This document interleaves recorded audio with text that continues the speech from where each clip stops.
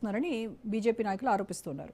అయితే మీ ఆరోపణ మరి గతంలో కాంగ్రెస్ బీఆర్ఎస్ పార్టీలు నాణ్యానికి రెండు వైపులు లాంటి వాళ్ళు అని చెప్పారు కదా.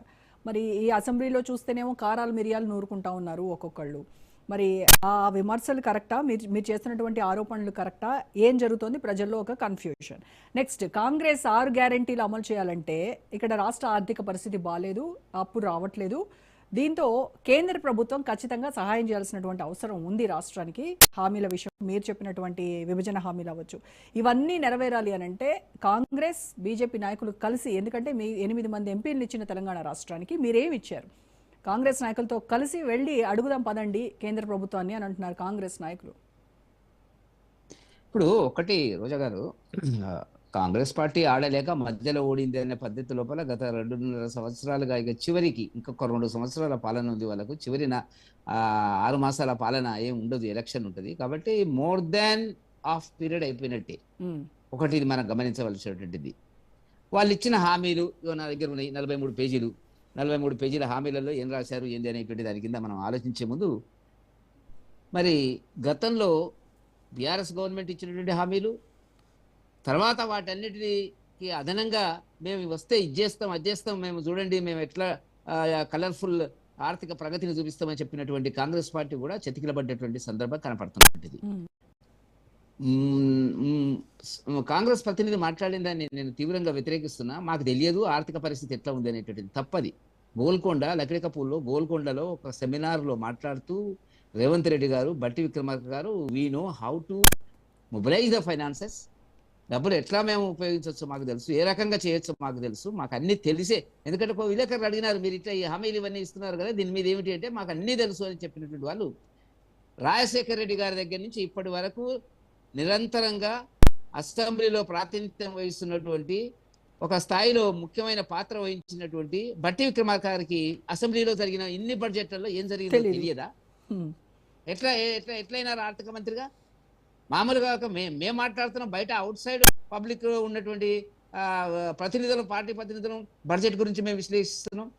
మీరు ఇవాళ చేత కాకపోయేటప్పటికీ ఇచ్చిన హామీలు అమలు చేయలేనటువంటి ఒక నిస్సాయ ఆర్థిక సంక్షోభంలోకి రాష్ట్రాన్ని నెట్టిన తర్వాత మీరు మాట్లాడుతున్నటువంటిది గత ప్రభుత్వం గురించి మాట్లాడుతున్నారు. మీరు అన్నట్టుగా అన్నారు, గత ప్రభుత్వాన్ని ఇంట్లో కూర్చుండబెట్టినారు, మీరు ఇంట్లో కూర్చుంటారా చెప్పండి అనేటువంటిది మీరు అడిగిన మాట నేను కూడా సమర్థిస్తున్నాను. రెండవది ఏంటంటే, కేంద్ర రాష్ట్ర ప్రభుత్వాల మధ్య ఈ డివల్యూషన్ ఆఫ్ ఫండ్స్ పంపిణీ అనేటువంటిది అయితే ఉంటుందో 15వ ఆర్థిక సంఘం 16వ ఆర్థిక సంఘానికి సిఫారసులకు లోబడి ఉంటుంది తప్ప, మోదీ గారికి ప్రేమ ఉంటే ఒక రకంగా, ఇతరత్ర ప్రత్యేకమైనటువంటి కేసుల లోపల కొన్ని ఆంధ్రప్రదేశ్కు సంబంధించినటువంటి దాంట్లో ఆర్థిక సహాయం కాదది, అది రుణ రూపంలో కొంత సహాయం చేసినటువంటి, ఎందుకంటే వాళ్ళకి కనీసం రాజధాని కూడా లేదు, ఇబ్బందులు ఉన్నాయి అనేటువంటి దానికి చేసిన సందర్భం. అట్లాంటి ప్రాజెక్టులు ఉన్నట్టయితే తప్పనేటువంటిది ఉంటే మనకు వాస్తవంగా మన రాష్ట్రానికి కూడా అటువంటి అవకాశం ఉంటుంది. ఇవాళ 8 పార్లమెంట్ సభ్యులు ఇచ్చినారు, ప్రజలు ఇచ్చినారు, మీరు గారు ఇచ్చినటువంటిది. ప్రజలు మిమ్మల్ని 8 సీట్లలో ఓడగొట్టినారు. 4 మీరు 62, 63 సీట్లు గెలిచిన తర్వాత 6 మాసాల లోపల మిమ్మల్ని 8 సీట్లకు పరిమితం చేసినారు. మాకు 8 సీట్లు రావడం జరిగిందంటేనే ఆలోచించుకోండి మీ పాలన మీద ప్రజా వ్యతిరేకత ఎంత ఉందనేటువంటిది. నేను చదువుతాను. ఇప్పుడు వాళ్ళు 6 గ్యారంటీలు అన్నారు. 6 గంటలు ఒక టైం ఇవ్వాలి మేడం. మహిళలకు ప్రతి నెల 2500, 500కే గ్యాస్ సిలిండర్ ఎంతమందికి ఇచ్చారో చెప్పాలి. నుమాన్ గారు మీకు టైం ఉంటే చెప్పండి. సంతోష్ నగర్లో ఉంటే నేను, మా పక్కన 2వ ఇల్లు ముస్లింలది, దాంట్లో పాపం రోజు పనిచేసుకునేటువంటి వాళ్ళు అనుకుండే వాళ్ళు ఒక 8-10 కుటుంబాలు. షరీఫ్ గారు అనే ఆ ఇంటి ఓనరు నాకు మార్నింగ్ నుంచి ఈవినింగ్ దాకా కనబడతారు. నేను అడుగుతుంటే అప్పుడప్పుడు, ఏమయ్యా మీకు వచ్చిందంటే, ఖాన్ సాబ్ హమారా ఖాన్ దియా సాబ్ సిలిండర్ అని వాళ్ళు అంటుంటారు. పాపం మామూలుగా షాపులలో అక్కడిక్కడ పనిచేసుకునేటువంటి వాళ్ళ సంగతి. ఆర్టీసీ బస్సులో ఉచిత ప్రయాణం ఇచ్చిన మాట వాస్తవం. బస్సులు తగ్గించినారు, పురుషులకు సీట్లు దొరకకుండా చేసినారు.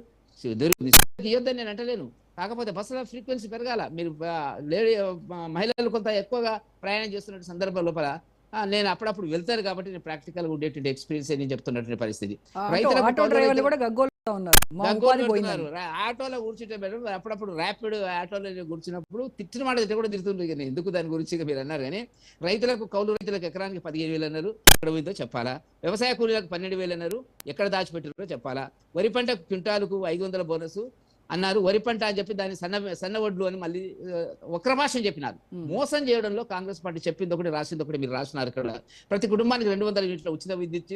హైదరాబాద్ లో ఎక్కడ కూడా ఏదో కొన్ని కాలనీలో ఇంప్లిమెంట్ చేసి ఉంటుంది కదా, అది కూడా ఇంప్లిమెంట్ కాలే పరిపూర్తిగా. ఇప్పుడు రుణమాఫీ అంటున్నారు. నా ఫ్రెండ్స్ వచ్చినంత మంది ఉన్నారు. కడతాల్లో రామకృష్ణారెడ్డి గారు ఉన్నారు, 4 అన్నదమ్ములు, 4 వ్యవసాయం మీద ఆధారపడతారు. ఉద్యోగం కాదు, ప్రభుత్వ ఉద్యోగం కాదు, వాళ్ళకి ఆదాయాలు లేవు. వాళ్ళందరికి వచ్చినప్పటికి ఏంటంటే తండ్రికి ఒక్కడికి ఇచ్చి కొడుకులు సపరేట్ గా ఉన్నారు, వాళ్ళకి ఆ రుణమాఫీ చేయలే వాళ్ళు. ఇక దాని గురించి ఇల్లు లేని వారికి ఇంటి స్థలం 5 లక్షలు ఎక్కడిచ్చారో చెప్పాలా. ఉద్యమకారులకు 250 గౌరవ ముఖ్యమంత్రి గారి నోటి మాట కూడా ఇంతవరకు మాట్లాడలే. వాళ్ళు ఉద్యమం చేస్తున్నారు. మొన్న నేను కూడా ఉద్యమంలో కొంత పార్టిసిపేట్ చేసిన. విద్యార్థులకు 5 లక్షలంట ఎక్కడుంది? ప్రతి మండలంలో తెలంగాణ ఇంటర్నేషనల్ స్కూల్ ఏవో కొన్ని 10-12 పెట్టినారు. అది ఇంతవరకు అది స్టార్ట్ అయింది లేదు, వచ్చింది లేదు, జరిగేటువంటి పరిస్థితి. 4000 నెలవారీ పెన్షన్, 10 లక్షల ఆరోజు. నేను ఏమంటున్నా అంటే కొన్ని మాట్లాడేటువంటిది. 2 లక్షల ఉద్యోగాలు ఇస్తామన్నారు. 2 లక్షల ఉద్యోగాలు సంవత్సరం లోపల ఇస్తామని ఎట్లా చెప్పినారు మీరు? ఇవాళ మీరు ఎలేనటువంటి పరిస్థితిలో ఉండి గత ప్రభుత్వాన్ని విమర్శించడం ఏమిటి? గత ప్రభుత్వం వెళ్ళి ప్రజలు ఓడగొట్టినారు, పక్కకు పెట్టండి, తర్వాత చర్చ దాని మీద. మీరు అన్నటువంటి మీరు తప్పించుకునే ప్రయత్నం లోపల గత ప్రభుత్వం ఏం చేసింది అని చర్చకు తీసుకొస్తున్నారు. కాబట్టి మా భారతీయ జనతా పార్టీకి సంబంధించినటువంటి శాసనసభ్యులు అదే మాట మాట్లాడుతున్నారు. ప్రజల యొక్క రోజువారీ సమస్యల మీద చర్చ జరగాల, ప్రగతి మీద చర్చ జరగాల, వాళ్ళ సమస్యలు మీరు ఇచ్చినటువంటి ఏంది అనేటువంటి చర్చ జరగాలి. అనేటువంటి వచ్చినప్పుడు 2 లక్షల ఉద్యోగాలు అంటే ఇంకెప్పుడు ఇస్తారా అంటున్నారు. మొత్తం వీళ్ళు 2 లక్షల ఉద్యోగాలు కూడా 5 సంవత్సరాల మేము 10 ఏళ్ళు ఉంటాం, 15 ఏళ్ళు ఉంటాం, ప్రజలు 2 కోట్ల ఉద్యోగాలు ఏమైంది సార్? 2 కోట్ల ఉద్యోగాలు సార్ 15 లక్షలు ఏమైంది సార్? నేను రాలేదు, చూపిస్తా. నేను आपको टाइम मिले तो तुक्कू కూడా हजारों लोगों को जॉब से प्राइवेट कंपनीలు 15 लाख ఎక్కడైంది? అచ్చే దిన్ ఎక్కడైంది? బేటీ బచాओ బేటీ పढ़ाओ మళ్ళీ అదే మాట్లాడతాను. ఎల్పిజి సిలిండర్ ఏమైంది? ఎల్పిజి సిలిండర్ డాలర్ రేట్ 93 లో ఉంది సార్. మళ్ళీ అదే మాట్లాడతాం. పెట్రోల్ రేట్ మాట్లాడతాం. మధ్యన ఇంటర్ఫేర్ రైట్ నుమాన్ గారు మధ్యన ఇంటర్ఫేర్ అయితే నుమాన్ గారు మీకు టైం ఇస్తాను. మీరు మాట్లాడితే పరుషమైన పాలతో మీకు సమాధానం చెప్తా. ప్రతి టీవీలో ఈ రకమైన నుమాన్ గారు దయచేసి ఆగండి ప్లీజ్. నోరు మూసుకో. ఏం మాట్లాడుతున్నావు సార్? మీరు మాట్లాడండి. వెంకటరెడ్డి గారు వద్దు, వెంకటరెడ్డి గారు వద్దండి. నేనేమంటున్నా ఉద్యోగస్తులు చచ్చిపోతున్నారు. రిటైర్ అయినటువంటి వాళ్ళు 70 మంది చచ్చిపోయినారు. కొత్త సమస్యలు ఇప్పుడు వచ్చినటువంటిది. దివాలా పెట్టినారు, భూములు అమ్మితే తప్ప మీరు చేయలేని పరిస్థితిలో ఉన్నారు. రియల్ ఎస్టేట్ కంపెనీగా రేవంత్ రెడ్డి గారి పాలన, కాంగ్రెస్ పాలన జరిగింది అనేటువంటిది ప్రజల్లో ఉండేటువంటి అభిప్రాయం. అది మీరు గమనించడం లేదు. ఫీజు రింబర్స్మెంట్ గురించి ఏం మాట్లాడినారు? ఉద్యోగస్తుల మూడు కరువు భత్యాలు ఉంటే ఇవాళ 6 కరువు భత్యాలని మీరు ఏం చేస్తున్నారు అంటున్నా.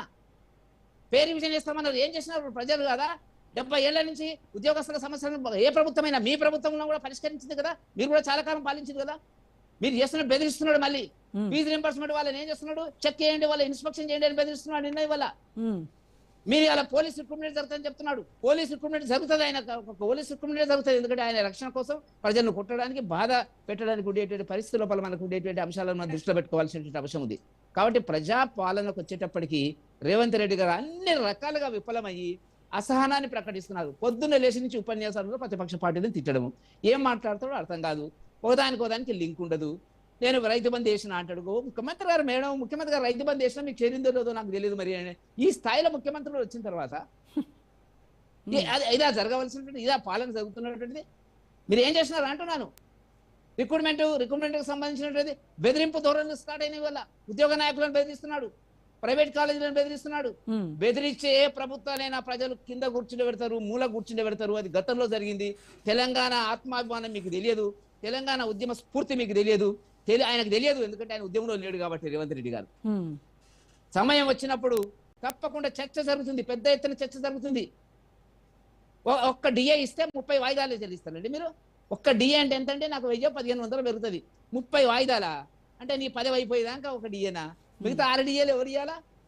కాబట్టి ప్రభుత్వం అనేటువంటిది ఒక ఆర్థిక సంక్షోభంలో నెట్టుకున్న తర్వాత కేంద్ర ప్రభుత్వం ఇస్తుంది. కేంద్ర ప్రభుత్వం అన్ని రాష్ట్రాలకు ఇచ్చినట్టు ఇస్తుంది.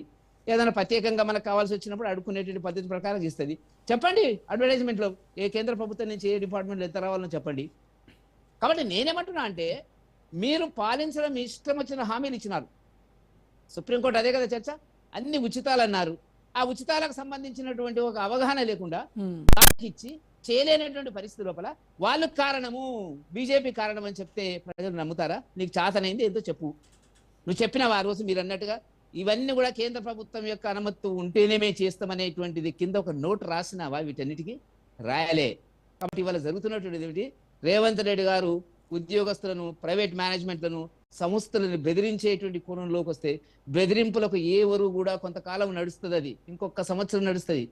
సంవత్సరం తర్వాత ఇప్పుడు ఎందుకు వచ్చింది గొడవ అని చాలా మంది ప్రజలు ఏదో ఆయన గవర్నమెంట్ అడుగుతున్నాడు కాబట్టి మనం ఏదో చేసినట్టుగా ఉన్నట్టుగా సపోర్ట్ చేస్తే చేసి ఉండొచ్చు కొన్నిట్లలో ఓట్లు కూడా ఏమొచ్చినాయి మేడము, వాళ్ళు ఏదో గెలిచినామని చెప్తున్నారు. నేను మీతో చాలా సందర్భాల్లో మాట్లాడినా 116 మున్సిపాలిటీ లోపల వాళ్ళు నికరంగా ఖచ్చితంగా